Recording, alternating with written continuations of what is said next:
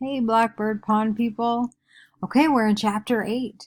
And there's something that Kit is thrilled about on her way, her new job in chapter 8, and that is weeding the onion field. Now, I don't know about you all, but I can't stand to weed even the little flowers that I have growing in my front yard, let alone a field of onions. I mean, can you imagine weeding like your sweet corn patch that you have at home by hand, sitting in the dirt and pulling them up? Not my cup of tea. But she's just excited to go outside. And her aunt, Rachel, and Judith have made her a dress. What kind of a dress did they make her? Yeah, one that looks just like Judith's. Why? Why didn't they like the dresses that she brought with her? What did that say about Kit? What did that say about her family? Why were these fancy dresses such a big deal? Discuss that amongst yourself. I know, guys, you're really thrilled to be talking about dresses, but you can handle it for a little bit. Are you back? Well, I hope you brought up something about that pride and vanity. Puritans definitely don't want to appear vain, so they don't want to bring too much attention to their looks through their clothing. And so it was kind of embarrassing for her family, for her aunt and uncle and cousins, to have her dress in these beautiful gowns because it did call attention to her and it was not the humble Puritan that she was supposed to be. But when she gets to the field, she notes the bright blue sky and the green meadow, and she is more cheerful than she has been. Why? How do you relate to this? Do you ever get to that point where you're just like, I have to get outside. I want someplace to just kind of escape to? Discuss. Where is it that you go when you need cheering up? How many of you sit outside? Bet a lot, or I hope a lot. I hope it wasn't all inside in my room in the doom and gloom. No, it is. It is nice to be outside. And she says at the bottom of 76, if I could only be here alone without Judith or anyone, she thought with longing. Someday, I'm going to come back to this place when there is time just to stand still and look at it. Why does she want to be alone?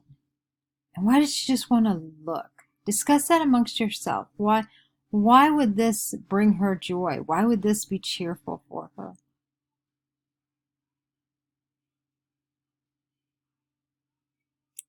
Yeah, do you guys ever have that place you just kind of go to?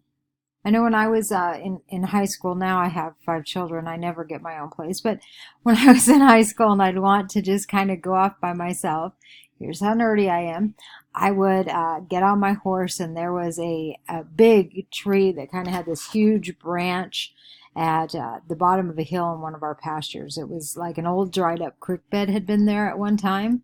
And so I would run my horse as fast as I dared out to that place if I was upset at all or if I just needed a place to think and quiet. And I could climb up as far as on that tree and scooch out on that branch and just sit and look at the beauty around me. The pasture was beautiful. If I could catch it on a beautiful spring day or even a beautiful fall day, it just made me feel better.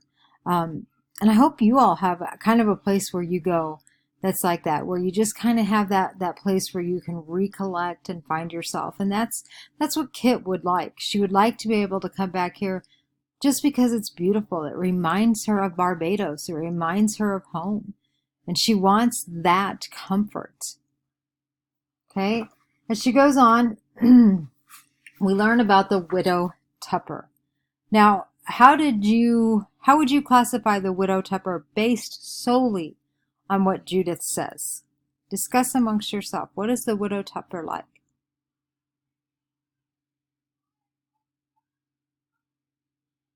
Yeah, Judith tells us that people think of her as a witch because she lives along the swamp. She's by herself. It flooded. Nobody knows where she went when her house was completely underwater. But when the floodwaters went away, she simply cleaned out the mud and went back to living amongst herself. Well, because she lives about herself and she's weird, and you'll find out later on she is a Quaker. Because of all this, people think that she is a witch. So they tend to stay away from her. They have ostracized her. Remember, we kind of talked about that when we studied the Crucible, and we've studied a little bit about this time period, how easily it was to ostracize somebody. And we still do that, I think, to some extent. And anyway, so she's kind of living out there. She's been ostracized, and Judith kind of scares Kit away from her. So Kit follows Judith quickly on out to where the onion field is, and Judith just starts picking away, and she's like, come on, get busy. We have to get 3 rows done before we can go inside for dinner. And so she says, Kit, for as vain, or Judith, for as vain as she is. How did she put that too? As vain as she is, she was so proud and uppity. I'm on page 78. There I am. So proud and uppity, so vain of the curls that fell just so on her shoulders, so finicky about the snowy linen collar. That was the only vanity allowed to her. Now remember, they're not supposed to be vain, but Judith a little bit is. And remember what she finds important in life too. Kneeling in the dirt, doing work that a high-class slave in Barbados would rebel at. What a strange country this was. So Kit's just shocked that number one, they work so hard. They have no servants. She's never lived life like this before. She's had people to wait on her. She's not had to do her own bidding before. So she gets down and she starts, pulling weeds, and then she accidentally pulls an onion, and she feels terrible, and she kind of starts feeling sorry for herself. She has that little victim party going on, like, I'm never going to get anything right. I'm never going to do anything right. I'm never going to fit in here. It says that all at once the tears of self-pity brimmed her eyes.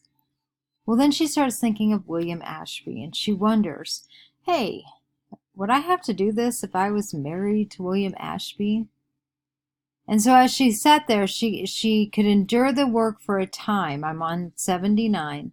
Perhaps she could endure this work for a time if the future offered an escape. Now, what escape is she hoping for in the future? Discuss amongst yourselves. And what does that tell us about Kit? Is she as pure and as goodly as we kind of first maybe imagined? What do you think? What escape is she talking about? And what does that make you think of Kit?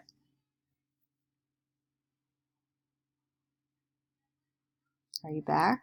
I hope you talked about the escape in marrying William Ashby, because remember, at first she was against it, but the more she thinks about it, well, he's not going to require her to do this work because he does have servants. He does live more of the life that she's used to. So what do you think? Is she right or is she wrong to kind of hope for this escape?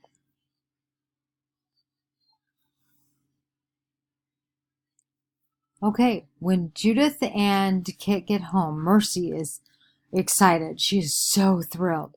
What is she excited about? What does she talk about? That's right. She and Kit have been asked to teach the dame school. Now, for those of you that don't know, a dame school, it's not dame as in female, it's simply a private elementary school. So rather than going to the public school, parents would pay for a woman in a house to host a school for the children. And they'd study their prayers and Bibles and learn their ABCs and how to read. So this is a dame school. It's just a private elementary school, and both Kit and Mercy have been asked to teach it. And Mercy says, "Father is pleased, Kit. We'll both be earning wages, and that will help out." And Kit says, surely if she was earning wages, she wouldn't have to scrub and weed anymore. What do you think? Do you think she's going to get out of that? Nah, I don't either. I don't think she's going to get out of it. I think they're going to teach her how to live as a Puritan does, a self-respected Puritan does. Just because she's earning a little bit of money does not mean she gets out of the chores at home. Just like in your house, if you get a job, does that mean you get out of chores at home? I highly doubt it. You probably still have to help with dishes or sweeping or doing your own laundry or putting your clothes away, whatever it may be, taking out the trash. You still have those chores you help with. Well, then Kit says at the top of page 81, and I wanted you to know this. She said, if I'm earning wages, then perhaps you will all think I am of some use, even if I'm not a boy. She could not keep out of her voice the bitterness that had rankled all these weeks. Well, what is bitterness?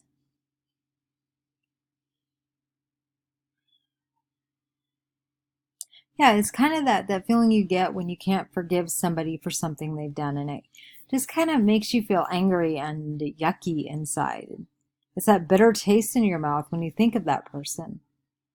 Well, she's kind of had all this bitterness stuffed down inside because remember, Judith said, well, why couldn't she have been a boy?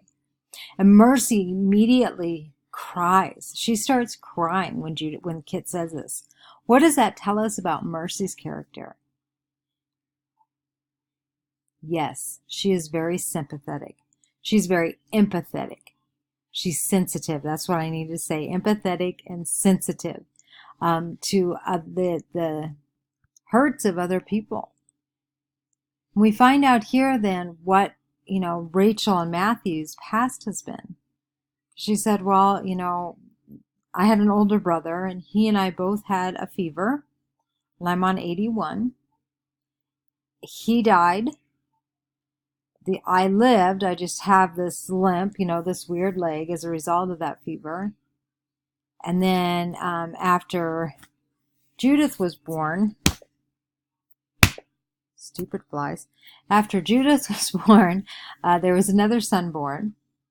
And he lived only a week. It was January. It was bitter cold, but he had to be baptized. And Father bundled him up. He was proud to take him to church to get baptized.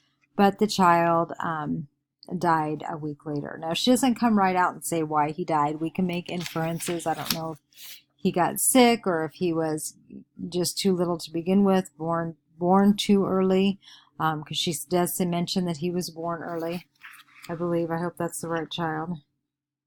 Yep, he was very tiny, born early, but on the third day he had to be baptized. So you have a preemie baby going out in the cold to be baptized, and he dies. And she says then at the end of that chapter, she said, after that, Father changed. And it has been a struggle trying to manage without a son to help. That's all we meant, Kit. And Kit sat silent, her own bitterness forgotten. She finally understands a little bit. I will try harder to understand him, she vowed.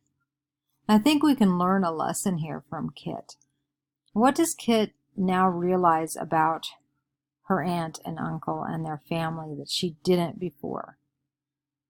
Does that change her viewpoint? Why? Now here's the application to you. What do you learn from that? Do we have in time, are there times in our life that we judge people without really knowing what they've gone through, the road they've walked? Maybe we just see them as this mean person or this grouchy person or this sad person or this way too happy of a person without understanding the path of which they've traveled. What do we need to learn from what Mercy has just told Kit and Kit has figured out? What do we learn from that? And how does that make us better people? All right, I look forward to reading the discussion on this one, ladies and gentlemen. Next chapter, we get to see about this school that Kit and Mercy become a part of, and we also are introduced to the widow. Have a great day.